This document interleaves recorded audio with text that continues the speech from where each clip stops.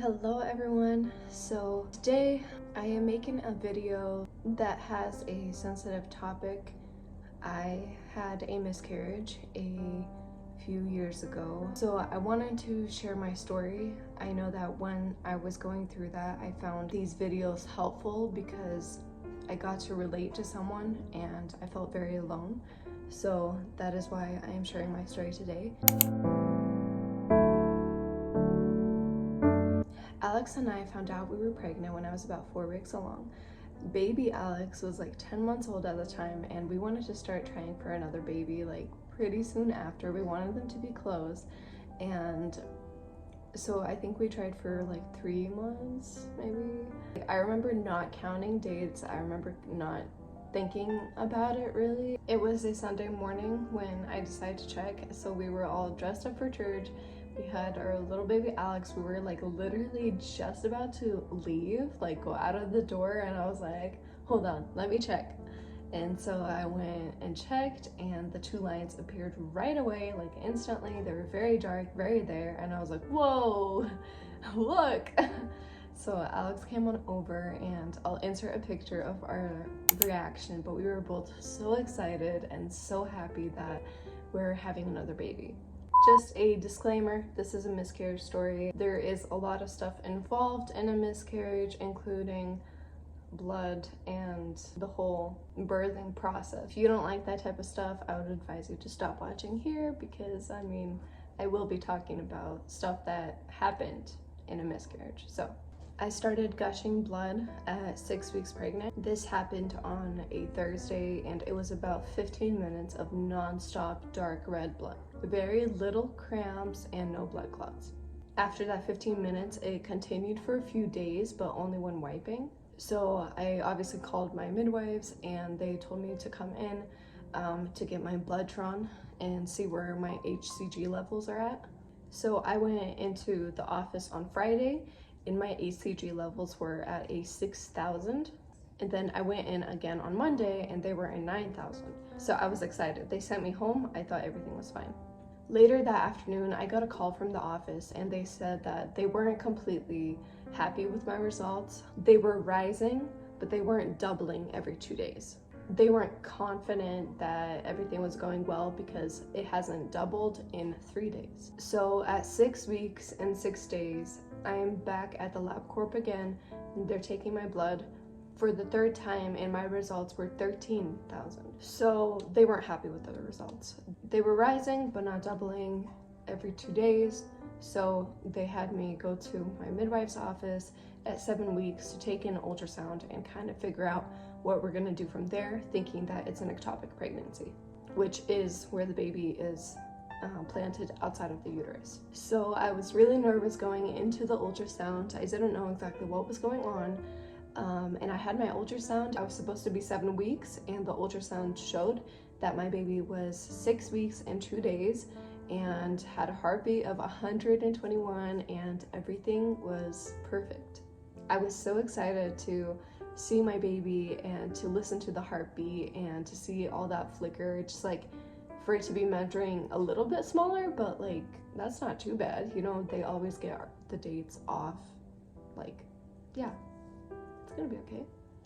Because of the levels, I had another ultrasound at 8 weeks and 5 days to make sure our little one is doing well. If it is 2 weeks older, and he or she was. I was really happy to see that the baby had grown, the full 2 weeks, and everything was going great. The baby had a strong heartbeat. I even saw it move with its little arms and legs. Like, everything seemed really good at that point. It had the perfect little nose and eyes, like you can see the little gummy bear's features. The baby was measured at that appointment at 8 weeks and 0 days. So, but the nurse told me that that's totally normal and that I just conceived a little bit later than that I thought I did. At 10 weeks and 1 day, I started to see brown mucus. I'm like, it's brown, it's not red, because red is a bad sign. Brown is an okay sign. Or so I thought. It was only when I wiped, and it was very, very faint, but you can just see that little pigment. So I didn't worry about it for like the next 2 days. It continued to be the same. On the 3rd day, it started to be a little light pink. So on the third day, I also decided to call the office, sharing this information with them, telling them that it was a bit heavier and redder in color. It's now obvious that it's blood. So they had me come in that day. I wasn't really worried because I had the same situation at 6 weeks. So I thought that maybe this pregnancy is just weirder like that. I didn't have any bleeding with my first pregnancy, so this wasn't normal for me. So they had me come in. Going through the hospital doors, I realized that this may be more serious than I thought. When I came in 2 weeks ago, my midwife told me that the baby looks perfect and healthy, but even in this case, they still see people miscarrying. And I thought to myself, well, that's definitely not my case. But now, what if it is? The nurse took me back and tried to find the baby's heartbeat with a Doppler. They start to use those around 12, 13 weeks. Since I was almost 12 weeks, she decided to try it with a Doppler first to hear the heartbeat. Right away, I thought I heard it, and that gave me such a relief. She's like, oh, there it is. And then she was like, hold on, I can't find it again. And I was like, huh. Interesting. So I was kind of, reassured that everything was okay and that the Doppler just wasn't being able to pick up the heartbeat. So the nurse enlightened me that was my own. 62 beats per minute. And then another number showed up on the screen and it was 149. So I was like, oh, there it is. And the nurse just kept and then she lost it again. And so I'm like, okay, well, it's just the Doppler not being able to pick it up. About 5 minutes later, she took a long time with that Doppler trying to find the heartbeat. Or maybe it just seemed like the longest time on the earth because you're just waiting to hear that heartbeat. About 5 minutes later, my midwife came in with a handheld ultrasound. I saw baby Alex with this machine for the very first time, so I knew what my baby should look like. I saw baby Alex at 9 weeks, so I was almost 11 weeks at this point. I knew what the baby should look like, and I remembered the very distinct heartbeat with baby Alex. I noticed right away that there was no heartbeat. She told me it was the monitor's fault, or probably the monitor's fault, and scheduled me for an emergency ultrasound. Now, holding on to the tiniest hope, I walk into that room, and the ultrasound tech dims the light and starts the ultrasound, and right away, I told her there's no heartbeat. She's like, yeah, I wanted to wait a little to see, but there's no heartbeat. Not only that, the baby is measuring 8 weeks old. The baby has been dead inside of me for almost 4 weeks. He or she died shortly after the second ultrasound when I was reassured that my baby's growing perfectly.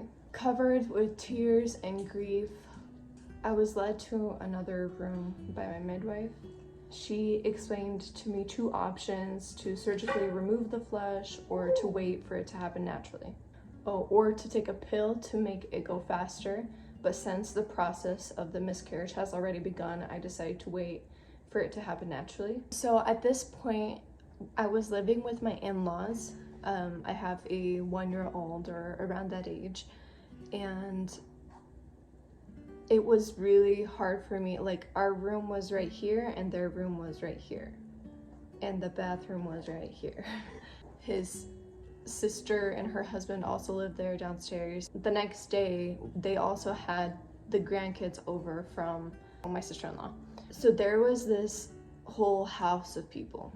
The bathroom is right there and then the living room's right here. So there's no privacy. There was, kids running around and all the happy joys of life. It was really hard for me to come home that day. When I found out with the pregnancy, I didn't have the desire to tell anyone about the pregnancy for some reason. With my first one, I told everyone right as I found out. So no one knew that I was pregnant. No one knew that I was losing my baby. My in-laws knew, but even, my sister-in-laws didn't. And that was really hard for me to go through it alone, to go through it hearing all the laughter and everyone else's life was moving on. Me losing my baby didn't have an effect on all these people's lives, and I was the only one that was going through it. And even to the people who did know, it was oh, you're pregnant and now you're not pregnant. There wasn't anything or anyone who understood the way that I did. I have a close friend that also went through something like this, so she helped me out a lot. It was interesting to feel so alone in that moment, and I'm very thankful that I have my God, because I got to trust in him and that this was his way. I don't know why he let me experience this. I don't know why he let me get pregnant in the first place, but this is the plan for that baby and for me to go through, and hopefully by sharing my story I would be able to help someone else and to remind all of you guys that our God is real. He is real, and he helps in all these times of need and of comfort. Like, it was amazing to know that, yeah, there was so little people that were, you know, close to me or who understood or sympathized the way that I wanted them to, but my God, he comforted me. And that's why right now I can sit here without crying and being so torn up in that moment of my life, even though it was awful. It was bad. It was so bad. And all the feelings that I felt were valid. I did lose a baby. So it was the next day after I had the ultrasound confirming that my baby's dead. So the baby was still in me for about 24 hours after I found out. I had to go through that whole day of contractions, and then like they were pretty bad. I was expecting it to be like light period cramps. It was very painful, very severe. I had spent most of the day in the bathtub with blood and blood clots, and then eventually the baby. The contractions were a lot harder at that point, and then once the baby came out, they stopped. Like, it was a very immediate relief, which I thought was very interesting. I only got a glimpse of like an arm or a leg. I really wanted to know the gender, but I wasn't able to. I called my husband. He was there with me. About 4-5 weeks later, I started to bleed again, and it was with really intense pain. So after I miscarried, they didn't do an ultrasound to make sure everything's out, and I guess there was some parts still left inside. It didn't have an infection or anything, which I'm very thankful for, but it was the remaining of the cleansing process. And so basically what happened to the baby, even though the baby stopped growing at 8 weeks, the placenta continued to grow, and the sac and everything. It didn't realize that the baby was dead at that point, and that's why my body had a longer time of carrying the baby, because the placenta was still sending hormones or something like that. That's how my midwife explained it to me. I don't know why God did this, but I know it is good. He is good, and he did this for the better. Something that really helped me to cope with my feelings was to write it all down. I wrote it, and I got to experience it and like put it onto paper so that it's not just like forgotten. At that moment, it really helped me. These are the notes that I was going through with you guys in this video, and that really helps me, and it helps me to kind of like look back on and to see what I was feeling and how intense it was. Hopefully that will help you too. I want to praise him even in this, even in the hard things, and I want to become more like Jesus.